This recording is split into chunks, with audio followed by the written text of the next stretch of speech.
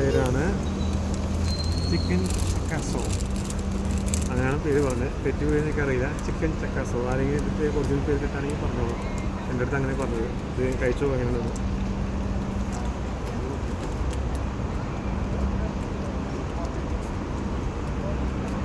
Sweet പറഞ്ഞിട്ടുണ്ട്.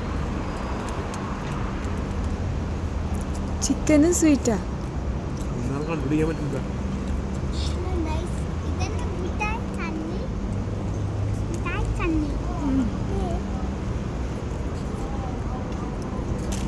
Chicken ചക്കാസോ എങ്ങനെയുണ്ട് പറഞ്ഞില്ല.